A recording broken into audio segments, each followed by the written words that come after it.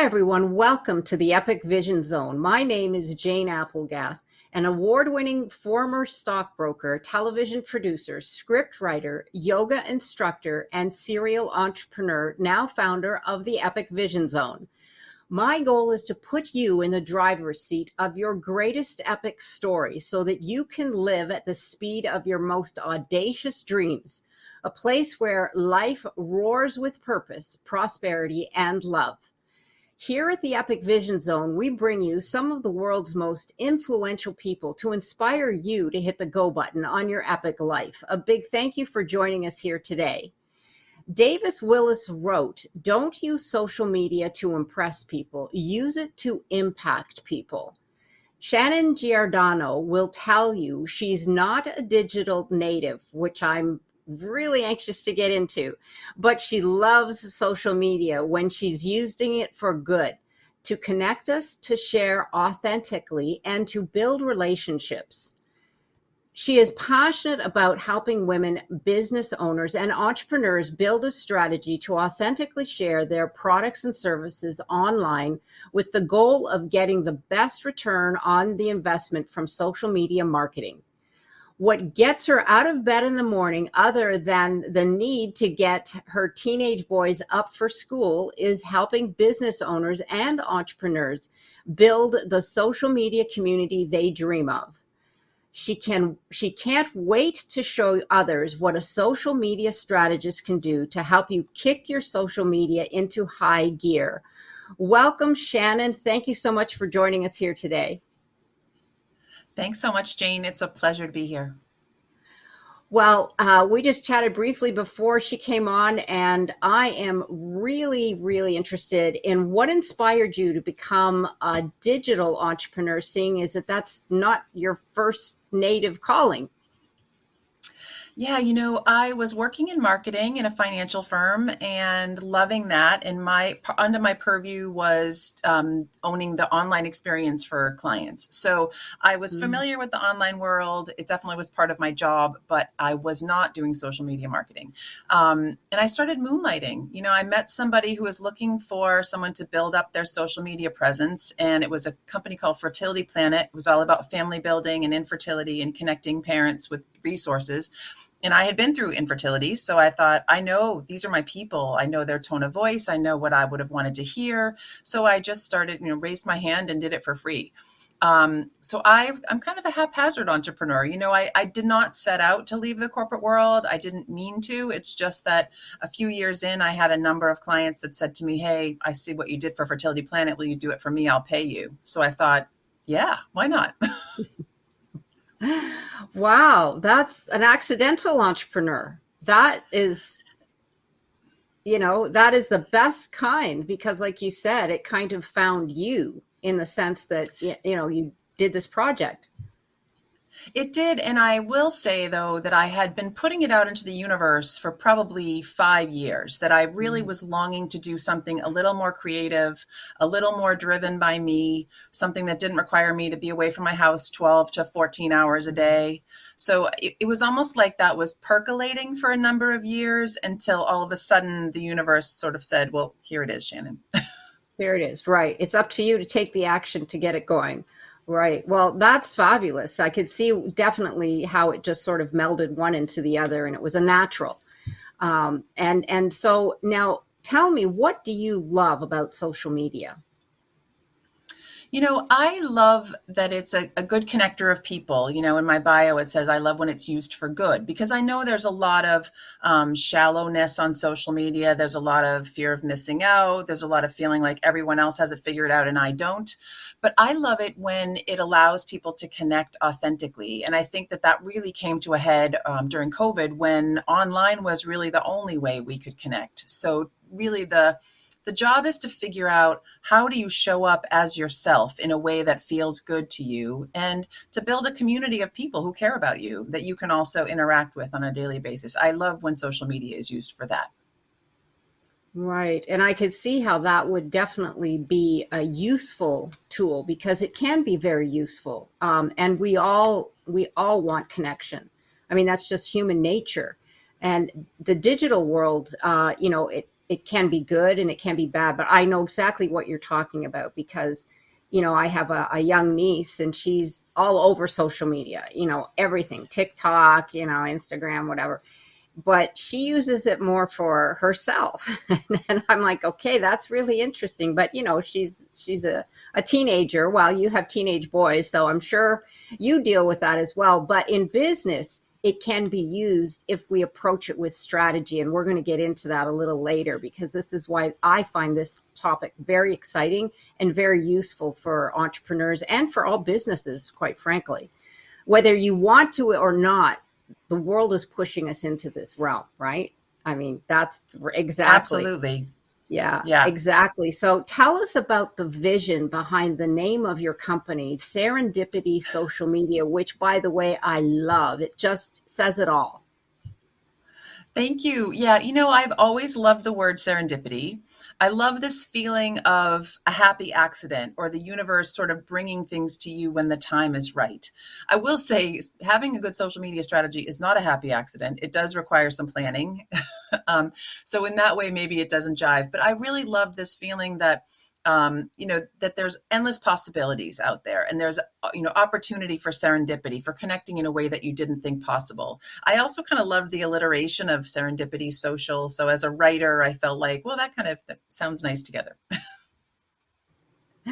Yeah, that makes sense, but I do love it because it definitely suggests where you're going to take clients and how useful that can be.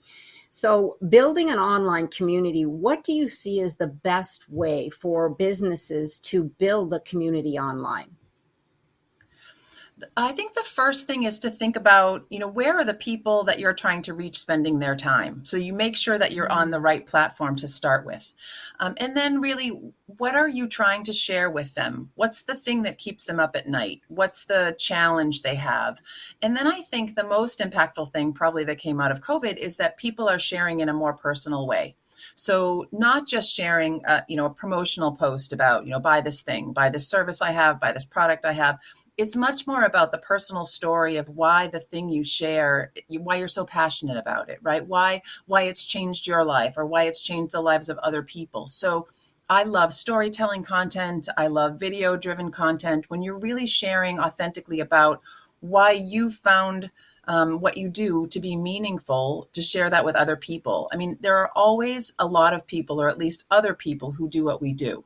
But we don't need to attract every person in the world. We need to attract the people that want to work with us because they like our tone of voice. They like how we speak to them. They like the way that we approach the work. So sharing those kinds of things in social media, I think, is really, really important.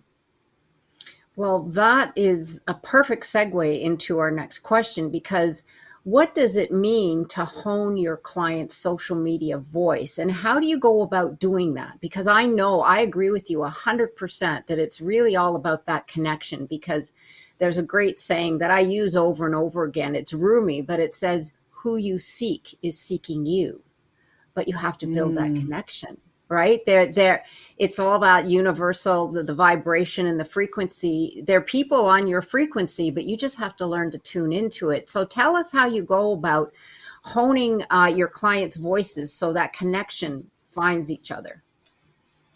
Yeah, I think part of it is because back to that story of how I started with, building a community of people that were going through infertility. Those were my people. Like those were the people that I could put myself in their shoes. I knew the words that they wanted to use or that they would want to hear. I knew the way that they would want to feel. And so I think by starting in that world, I kind of felt like, oh my gosh, okay, I think this is my superpower. I think I like this. This is like right in my wheelhouse, or I don't want to use too many sayings in one sentence. And I think when I say tone of voice, I mean the words you use, whether they're written or spoken, how you're trying to make people feel.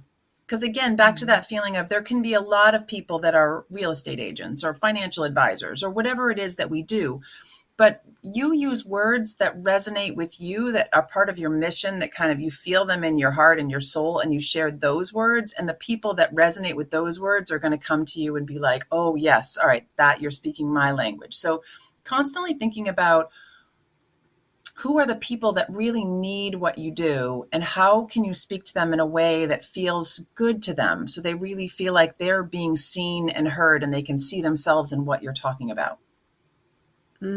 Yes, that is absolutely so true. It's really about stoking that emotion in them. So, how, like you said, maybe one exercise would be to sit down and say, how do your clients feel? Like wherever that space is, whatever your expertise might be. So how is that making them feel? Because we often all Right. go to the process. Everybody jumps to how they're, or their degrees. Because I was just speaking with a client recently and I said, well, tell me what the results people would get if they were dealing with you. And she says, well, I've got a degree in this and I've run for this and I've done that. And I said, those are all processes. That's not how they're going to feel after they, Right. take those things. And it's really, you're correct. We have to stop and think, because that's the energy, right? That's the exchange, because emotions are energy in motion. And so when we Right. trigger that, and yeah, I love that. That's really, really so profound and useful. So, what are the biggest challenges then, would you say, facing business owners on social media? Well, most of the time when I ask clients, what's your biggest challenge? It's always consistency. I fall off the wagon, I post consistently, or I'm out there, I'm doing all the things, and then I can't keep up with it. And usually when I get under that, it's because they're trying to do things in a way that doesn't feel authentic to them. Like somebody told them you have to post 3 times a day and you have to be on every social media platform out there because it's free. And if you create a strategy that's so hard, that feels so alien to you, what ends up happening is you shut down and you do nothing. So I think that it's about finding a way to have a cadence or a consistency that keeps you in people's feeds and keeps people knowing that you're still in business, but doesn't feel so cumbersome. And then the second thing I hear a lot about is content. So it's really hard to come up with good, interesting content. I think there's this pressure people feel that they have to be original all the time. They have to say something that no one's ever said before. They can't repurpose content or share things 2 times. And I think that that's crazy. You can talk about the same topic that 3 other people are talking about, but you just need to bring your voice to that, because you might resonate with someone in a way that all those other people who are talking about this are not resonating with them. So I think getting a handle on what's the consistency that feels good, what can you really build into your time, and building in scheduling tools and things like that. And then how can you have a mix of content or a process that helps you map out creative content so that you don't have to be brilliantly creative every day, because it just doesn't work that way. Yeah, you want it to work that way, right? It's the perfection paralysis, because Right. I know we've all been there, myself included. It's like, okay, I don't like to waste people's time. I want to say something at least where they learn something, or they have Right. a takeaway, or they feel good, and so it's like, okay, we've got to sit down and think about this. And of course, then you're an hour into it and you haven't even posted. Yeah, it's like, oh my Lord, I don't want to do this all the time, right? I Right, certainly get it. exactly. Yeah, yeah. Yeah, So and you it's can't be going, brilliantly, in your creative genius every day. It just doesn't work that way. well, we'd like to be, but it just doesn't. The switch isn't there to flip off and on. It's getting into that flow state, and maybe when you're there, write down a couple of things so that you don't have to start from square one. I've heard that often, that if you're in that, you block at that time, but then you get in a creative state, and then you maybe can do 3 or 4 different topics that you can use. But it all sounds great in Yeah. theory, but it takes practice. Yeah, it's practice, absolutely. But yeah, I've heard that so much and so many times, and I'm guilty as well, for sure. So what Yeah. tactics do you recommend for staying relevant in today's ever-changing social media world? Yeah, this is a tough one. So I think, being part of a group where someone like me we're staying abreast of things and we can bring them to you is a good idea. Following people that are influencers, Adam Mosseri shares on Instagram weekly about what's happening and what's coming down the pike for Instagram. So that's a great way to get insights. There are other resources like the Social Media Examiner. There are different experts. And then I think just spending time on the platforms so that you know what people are doing. How are they sharing on that platform? Because things change over time because people's tastes change over time too, right? So something that worked really well last week might not work well this week. So you have to really look at the analytics and figure out what's working and how, and then just try to, yeah, be on the platforms and seek the advice of people who are following more closely what the changes are that are coming. Right. And also we can you know, I listen to other people on social media, as I'm sure you do as well, because that can provide a source of inspiration. It can Right. and provide you're right. I mean, it's not like they're copywritten. I mean, there's things that people love to hear and things that people are tuned into in that particular week or month or time of year. And so I'll often even go on Instagram and because you connect with people that inspire you or that you like, and you think, oh yeah, that's a great topic. I could say something about that. Like you said, you could say it differently. But yeah, it's That's it's right. not about reinventing the wheel. But I know we all want to be geniuses, and we are in our own right. But Right. we have to put it out there. So Instagram Reels. Now here's something where I know a lot of people get stuck. Not Right. the young generation; they're like overkill. But do I have to do Reels on Instagram? So the short answer is yes. But the longer answer is that I think people have a preconceived notion of what a reel is. So, even a year ago, there was IGTV, there were reels, there were story videos, and there were shorter form videos that would be on your profile. Probably about 2 weeks ago now, Adam Mosseri came out and said, everything's called a reel now. So you should take away the word reel from your vocabulary and just think video. And then think, how can I show up on video periodically? Because that's going to get me the best engagement. But you don't have to point, you don't have to dance, you don't have to follow everything that everyone else is doing. You just have to find a way that feels really comfortable to you because that's going to be the reel that you're willing to create. It's a great idea if you can do some video with your face in it, talking, sharing people about your brilliance.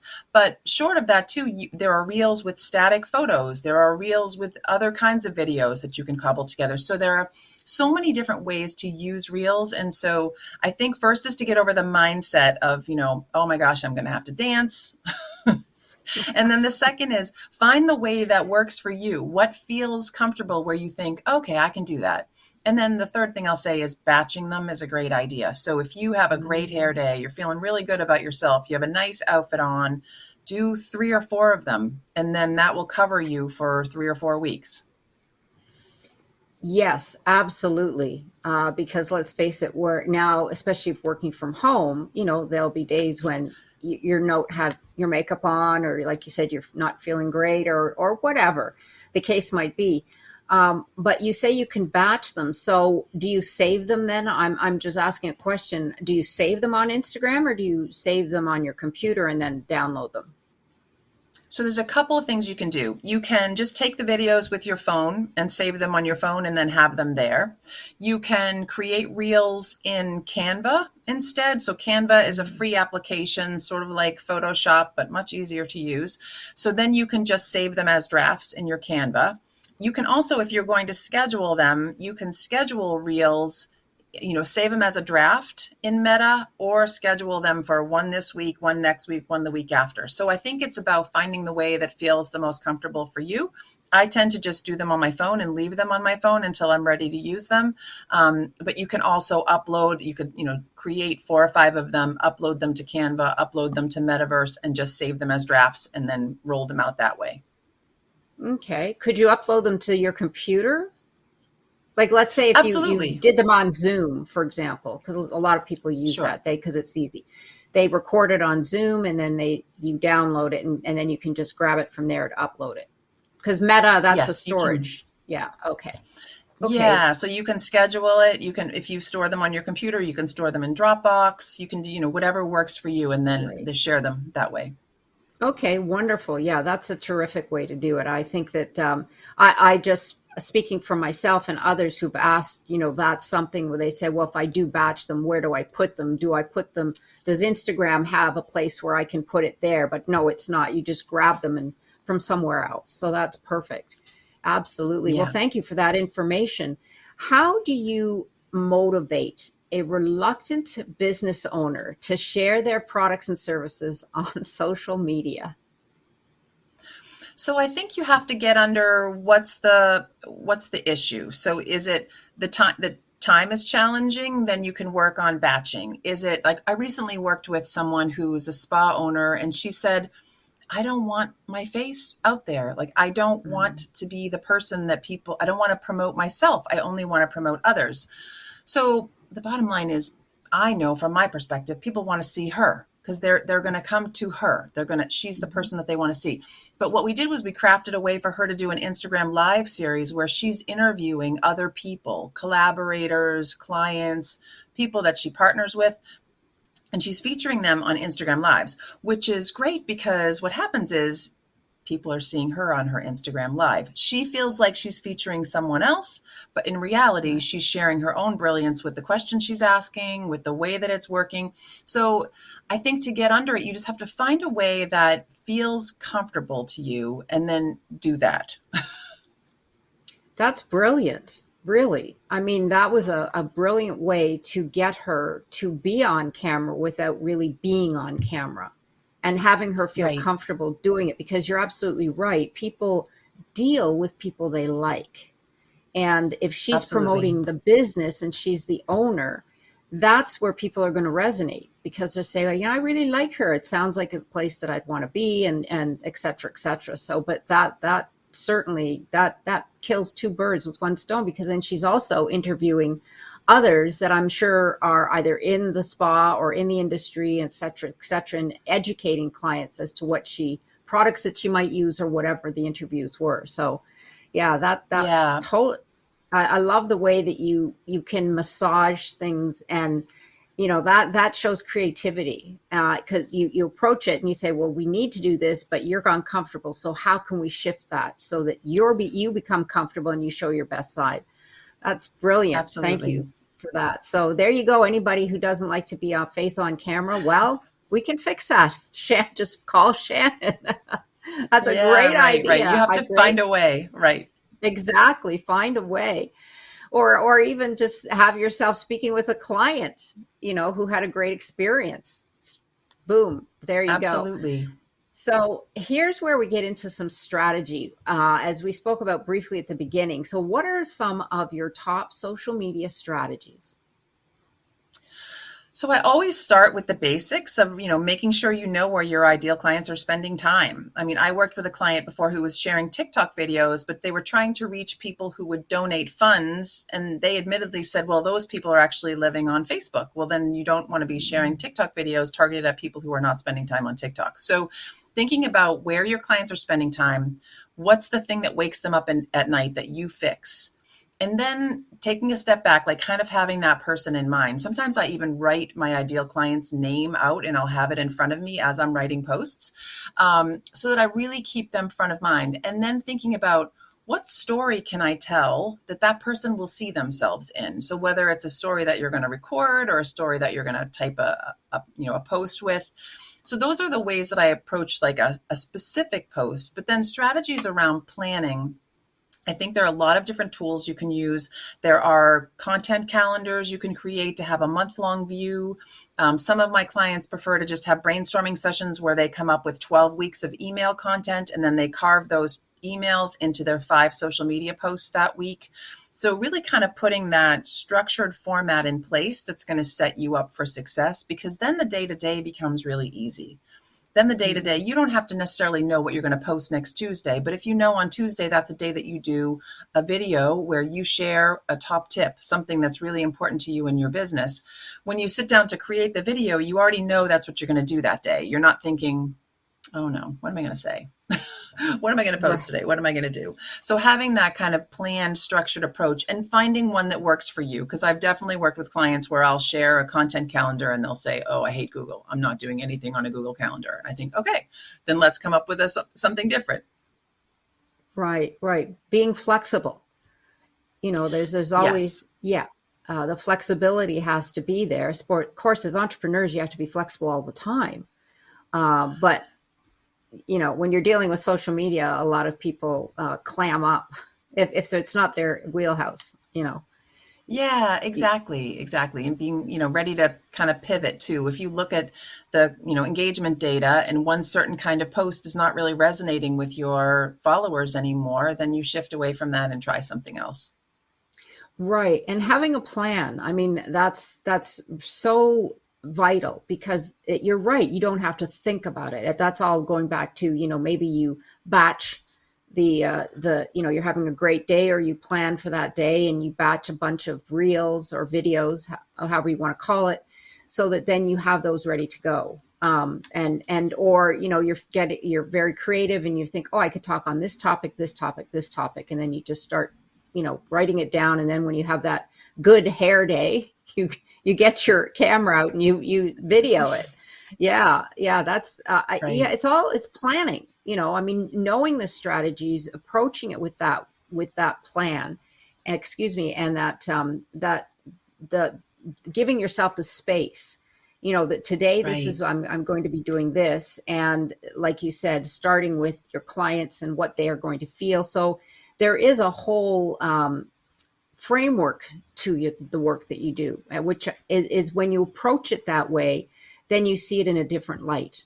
It doesn't become one of these, oh my gosh, I don't know how to use it. I can't, I don't want to be on camera, blah, blah, blah. It becomes a completely different animal. Yeah, I love that. Yeah, Yeah. absolutely. That, And I guarantee you, anyone that's doing social media really well is not just slapping it together on a daily basis. They are doing this kind of planning. yes, yes. We should look at, is there anybody you really like that you feel that has a good example of a page, whatever platform it is? Oh, that's a good question. I follow a lot of coaches and I like a lot of wisdom around coaching. Um, I follow Gabby Bernstein. I Hmm. follow Maria Forleo, like a lot of people that are Right. talking about mindset and how you approach life and approach, Mel Robbins and others. And I think Yes.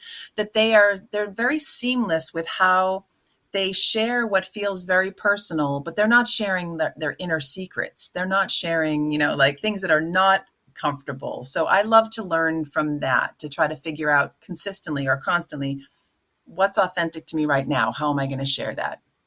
Right. Well, thank you for those. So yes, Mel Robbins, Gabby Bernstein, absolutely. I know all of these ladies, and Marie Forleo.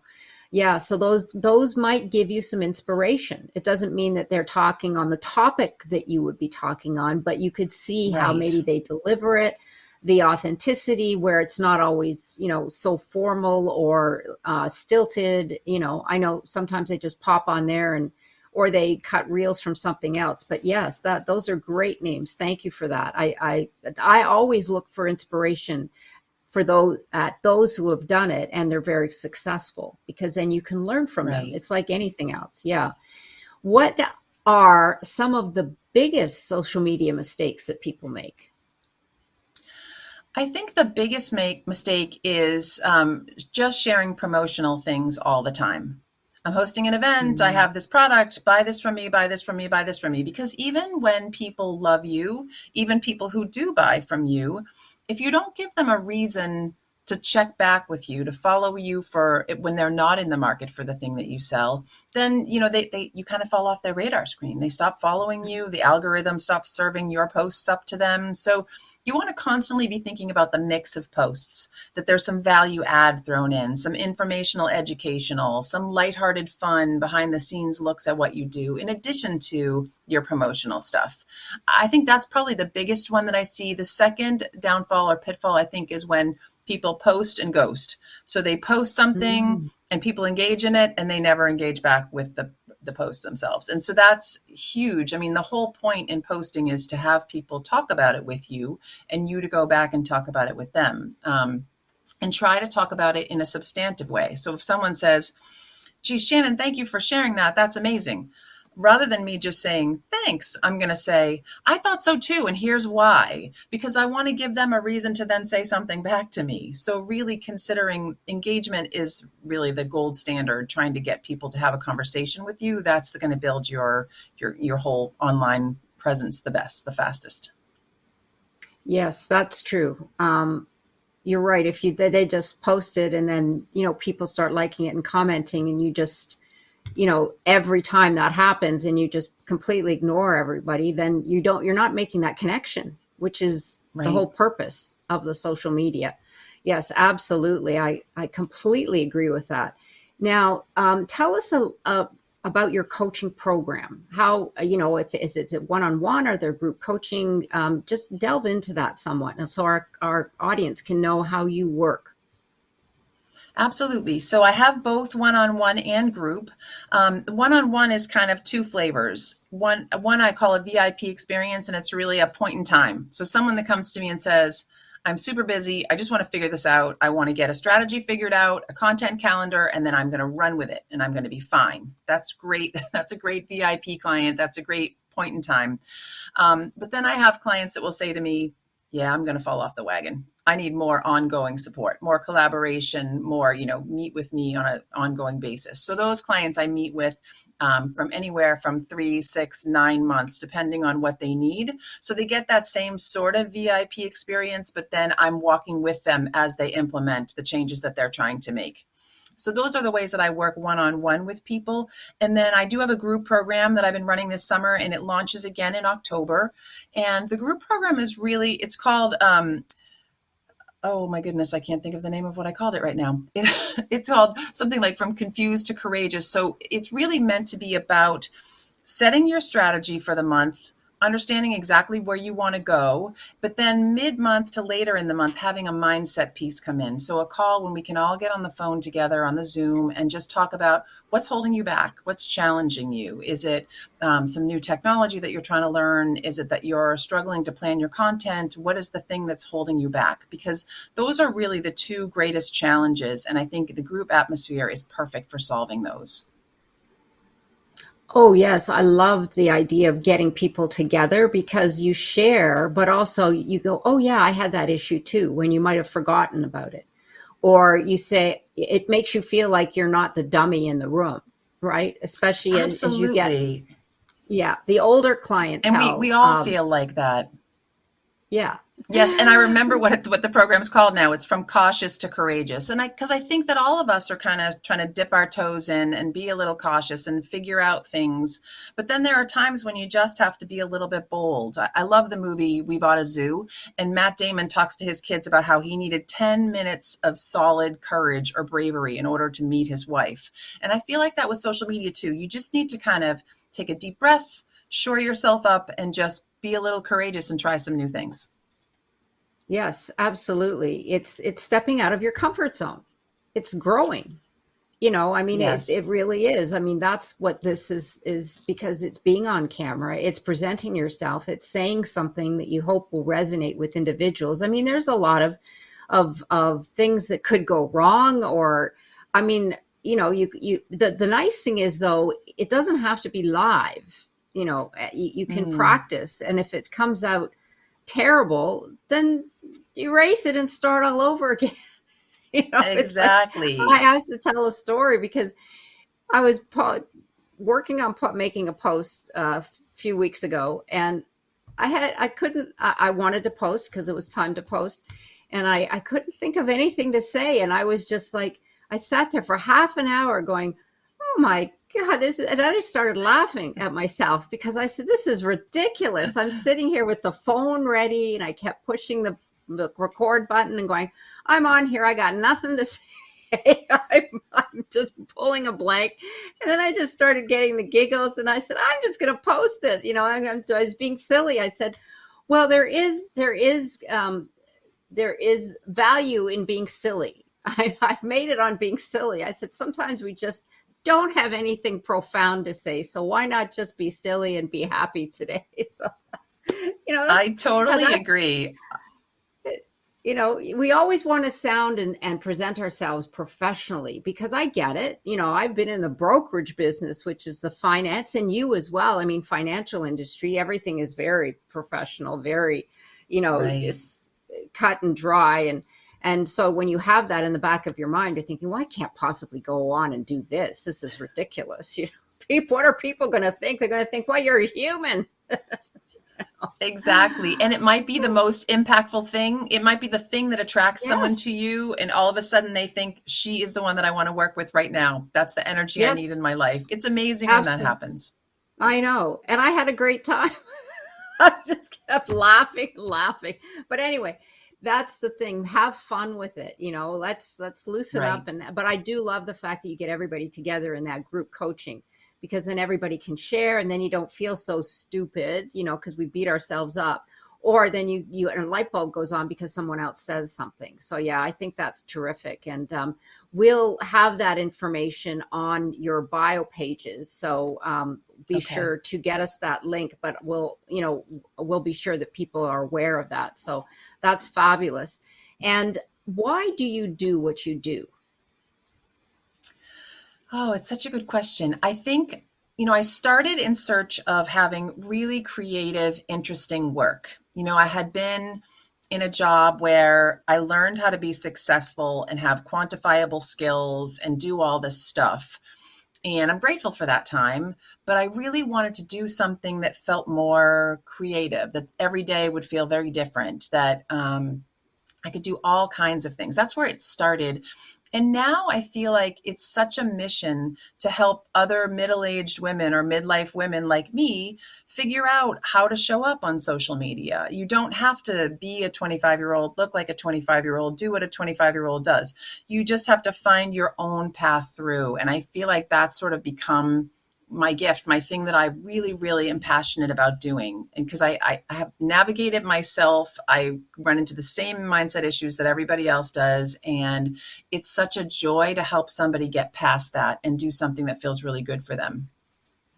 Yes, absolutely. I mean, it's wonderful when you see the growth that happens. All of a sudden they'll look back the months before and they'll go, wow, I can't believe I was so stuck in doing this. When, I mean, I'm not sure if you've had clients go from that to being happy and enjoying doing the social media posts. I'm sure that that happens sometimes. But yeah, I could see where that would be a very motivating mission to have people, and the fact that you are not 25 years old. It Right. just it's proof that it's something that can be learned. It's something that can be enjoyed, and it's something that we can all get value from. So it's not just doing it for fun, like the kids pretty much do it for fun. you know Yeah, and absolutely. yeah, absolutely fabulous. Well, I'm curious now, what makes your services unique to other programs that delve into the social media realm? Yeah, I think there are a lot of different ways people work with others. Usually people come to me because they want more of an approach that's catered specifically to them. So there are, courses, there are white label services you could get to run your own social media for you. But often people come to me after they've already done that and it hasn't worked for them. And they feel like, I just need someone to look at me, look at my picture, take a deep dive into everything that I'm doing and help me to put together a plan that will change things. That whole definition of insanity, right? Doing the same things over and over again, expecting a different result. Those are my people who usually they'll come to me and say, I'm doing all the things, Shannon, and I don't know why it's not working. That is totally my jam. So I think it's that I love to look at the specific person, the specific business, and help them see the things that they're doing really, really well, and then where their growth opportunities are, and trying to do some new things that are going to take them to that next level. Right, right. Would you say also when you're posting, because you do want people to take action, that a call to like you were saying, excuse me, earlier, and it just popped into my head. that you do want people to take some action, would you recommend, like you said, some of your clients come to you and you say, we've tried all this, we've tried all this, we've tried all this, and nothing's working. Is it sometimes you see that they're not really they don't have a call to action at a post, or do you recommend that? I absolutely do. I think there are a number of things that, that are like the common pitfalls. Again, one of them is you have 5 different ideal clients. In every post, you're trying to talk to all of them. So none of them see themselves in Mm, your post. And another is, that you're not asking them to do the thing that you want them to do. Even in your email, if you have email campaigns and you send an email out to people, you tell a great story and then you share something about a new product or service. You don't have to say sign up here, but you could say, if this resonates with you, hit reply to this email. I would love to talk with you. Or something that mm. makes people feel like, oh, there's an action that I could take. Because if you don't ask, they're not going to take the action. So you might want to share a story and then say, has this come up for you lately? Share in the comments below. I'd love to hear from you, or something like that. So it doesn't even have to be that you're trying to get people to sign up or buy something, just that you're trying to get them to engage. Engage. Yes. I love that. That is the word, is engagement. Social media engagement. Oh, that Right. to me, that says it all right there, because you're right. It's like you said, you mentioned that people will ghost, like they'll just post something and then not respond. There's no Right. engagement. And the whole purpose for it is engagement, right? Yeah. It is, That's because otherwise it looks like you scheduled your posts and then you haven't looked at your platform for the right. last few months. So are you even there? Are you there? Are you in business? Are you there? And it often Yeah. then the promotional posts come off very salesy because you're not kind of Yeah. giving back to your community. You're not engaging. You're not sharing. You're not giving back. Ab- Absolutely. I agree 100%. So, while we just touched on a couple of these things, but what do you hope people walk away with from your services? Maybe just name three of the top things that you hope people walk away with. Yeah, the biggest is I'm a big, feeling kind of person, ease. I want people to walk away feeling Mm. like a sense of ease. I can do this. This is easy. This is not rocket science. This is not out of my reach. This is maybe not easy, but at least a sense of ease. And then I want them to walk away with a process. So they have a replicable process they're going to put into place week after week after week, and it's going to help them to build their business. And then, a sense of fun. How are you engaging for fun in this? How are you, like you said, having that, taking a video of yourself when you're just like outtakes or, giggling or whatever, so that you're not so serious and perfect all the time, because people don't buy things from perfect people. They buy things from people that they see themselves in. So, yeah, Mm. ease, consistency with a process, and then maybe a sense of fun. I love it. Those are absolutely fabulous. I could see where that would resonate with so many people. I love the ease. I've spoken with other social media experts. You're the first one to say one of the results you hope they walk away with is ease. Isn't that interesting? See, that's a feeling, right? Because that's Yeah, I exactly, mean, it's yeah. Go those, ahead. those are the people that work with me. I think the people that find me have already done the other things that made them feel less than, or made them feel like, oh my gosh, I can't do all of that stuff. I want to find a path through that feels good, that feels like I can't wait to do this stuff. Yes, yes. I could see the people that come to you are the ones that their hair is standing on end and they're just like, I'm done with social media. I can't do it anymore. That would be a great cartoon, because, yeah, is this you? If it is, call me. Right? 911. Absolutely. Oh my gosh, Yes. that's fabulous. Of course, the fun, I love that, but the ease, and that was your number one. I mean, yes, that is totally the reason why people in our midlife generation don't do social media and use it as an effective marketing tool, is because it is too difficult, or because they deem it as too difficult, or Right. too frustrating. It just, that goes on and on and on. I mean, I'm sure you could come up with a lot of words. But anyway, that's fabulous. Yes. Thank you. So, what are you most excited about right now in your life? Oh gosh, this is probably not business related. So I have my twin boys are now seniors in high school. So I am just excited for this year. I also am sort of like already grieving them moving away, but I'm just Oh, really, they're great athletes. So I love to go watch their sporting events and they have great friends. And I'm just excited to be along for this ride. It's an interesting time of life, and I'm really really looking forward to this year. wow. Yeah, it's a real transition year. Have they applied to colleges and universities already? They're in the mix doing it now as Yeah. we speak. So Common App, we talk about it every night. Like, how's your essay? Do you have all your recommendations? So yeah, they're in the midst of it. Yeah, because that's my niece just she's at her first year in university. So she went through this last year. And her mom was like, "Oh my gosh, the paperwork." So yeah, but it's Yes. very exciting. I mean, she got scholarships. So she applied to I think 30. She's very ambitious. Wow. 30. I was like, yeah, oh Yeah. wow. I said, that's a lot. And they're saying, yeah, because that they didn't encourage her to apply to that many, but she did. And so she had her pick, but it was pretty, it was fun. She was really had a great time with it. So that's fabulous. I'm sure it's going to be a very exciting year for all of you. Yeah. Yeah, Hopefully they'll definitely. go to school nearby, but I don't know.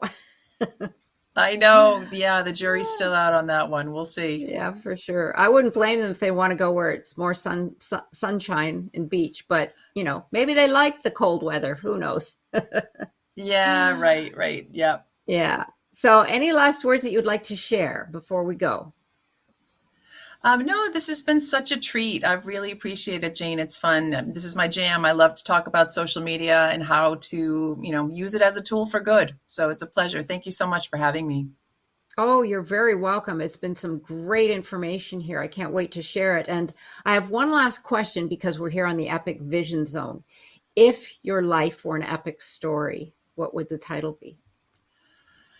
Oh, this is good.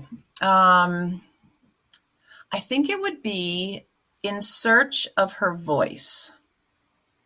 It would have to be something around finding my voice, helping people to find their voice. So I'm going to go with In Search of Her Voice. I love that. That is so perfect for so much. That's you can go so far with that title. Like you're that is a perfect title. I love it. I can't wait for the book. It's In I guess I Search better of get Her Voice. writing. Yeah, right.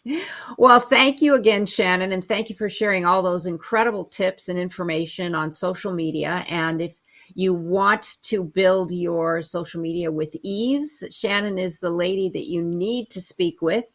And be sure to check out her website at serendipitysocialmedia.com, where you can grab her free hashtag guide. Everybody needs that. I mean, my gosh, I tear my hair out sometimes trying to come up with hashtags. So be sure to grab that. And you will also find Shannon's contact information and more on the Epic Vision Zone bio pages, including her upcoming group coaching session in October. So go there and find out more information. And be sure to follow me on Instagram at Jane Applegath. And don't forget that you can reach out to me at janeapplegath.com, where you can grab your free download, The Keys to Your Dreams. Looking forward to hearing from you. This has been the Epic Vision Zone, transforming your dreams into epic success.